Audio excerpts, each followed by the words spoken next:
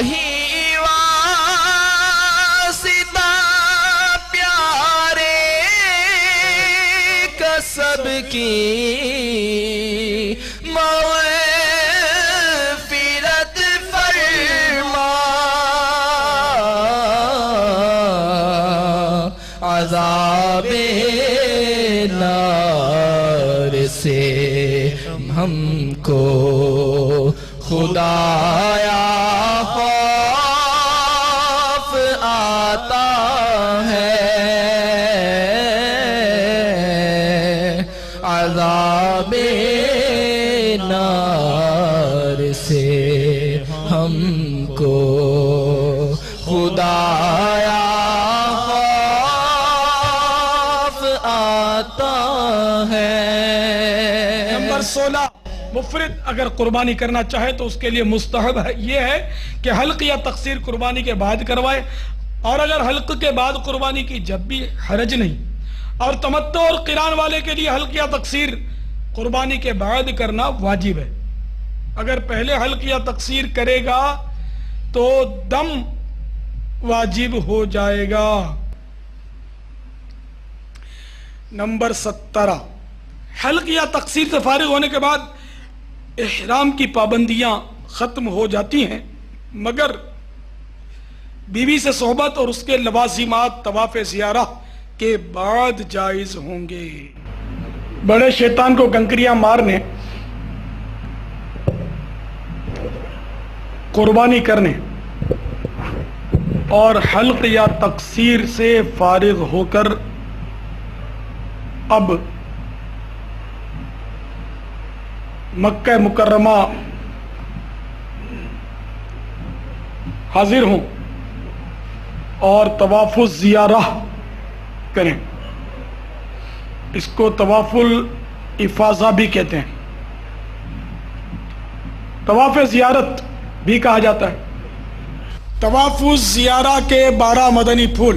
Number 1، طواف الزیارہ حج کا دوسرا رکن ہے۔ اس کے 7 پھیرے کیے جائیں گے، جن میں 4 پھیرے فرض ہیں اور 7 پھیرے پورے کرنا واجب۔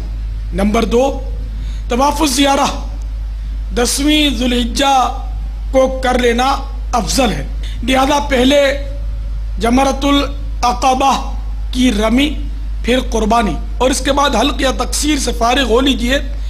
اب افضل یہ ہے کہ کچھ قربانی کا گوشت کھا کر پیدل مکہ مکرمہ حاضر ہوں، اور یہ بھی افضل ہے کہ باب السلام سے مسجد الحرام شریف میں آئیں۔ نمبر 3، باوضو اور ستر عورت کے ساتھ طواف کیجیے۔ اکثر اسلامی بہنوں کی کلائیاں دوران طواف کھلی ہوتی ہیں۔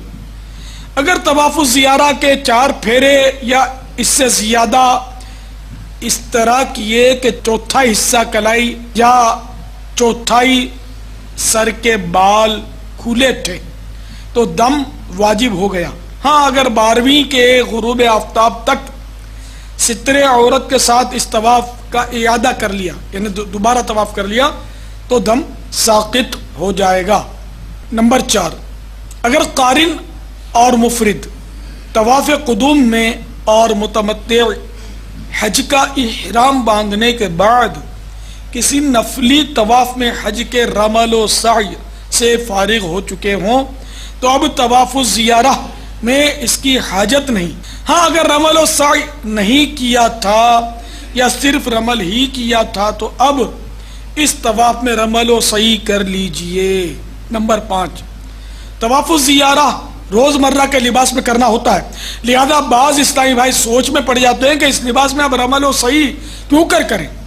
تو عرض یہ ہے کہ اگر حج کے رمل و سعی سے پہلے فارغ نہیں ہوئے تو اب سلے ہوئے کپڑوں ہی میں رمل و سعی کر لیجئے۔ ہاں، اجتباع نہیں ہو سکے گا کیونکہ اب اس کا موقع نہ رہا۔ نمبر 6، اگر یہ طواف 10ویں کو نہ کر سکے تو 11ویں اور 12ویں کو بھی کر سکتے ہیں، مگر 12ویں کا سورج ڈوبنے سے پہلے کر لیجئے۔ نمبر 7، اگر 12ویں کے غروب آفتاب تک طواف نہ کر سکے تو آپ پر دم واجب ہو جائے گا۔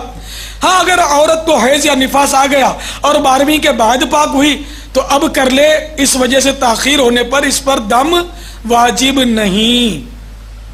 نمبر 8، اگر طواف زیارہ نہ کیا عورتیں حلال نہ ہوں گی چاہے برسوں گزر جائیں۔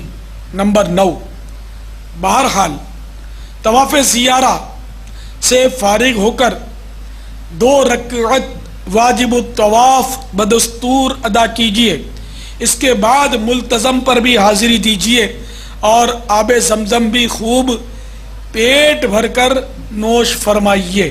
نمبر 10، الحمدللہ، مبارک ہو کہ آپ کا حج مکمل ہو گیا اور عورتیں بھی حلال ہو گئیں۔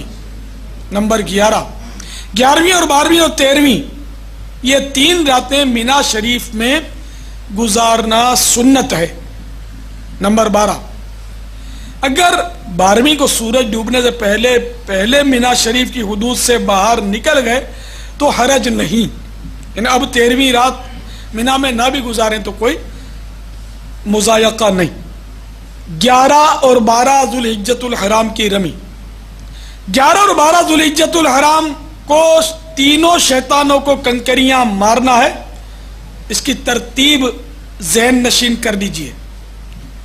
پہلے جمرۃ الاولی یعنی چھوٹا شیطان، پھر جمرۃ الوسطی یعنی منجلا بیچ کا شیطان، اور آخر میں جمرۃ العقبہ یعنی بڑا شیطان۔ نمبر 2، دوپہر کے بعد جمرۃ الاولی یعنی چھوٹے شیطان پر آئیں اور قبلے کی طرف منہ کر کے 7 کنکریاں ماریں۔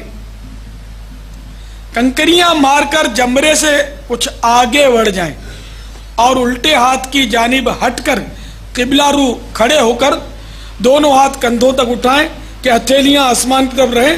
اب دعا و استغفار میں کم از کم 20 آیتیں پڑھنے کی مقدار مشغول رہیں۔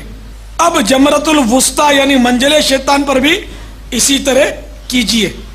نمبر 4، پھر آخر میں جمرۃ العقبہ یعنی بڑے شیطان پر اسی طرح رمی کیجئے جس طرح آپ نے 10 تاریخ کو کی تھی۔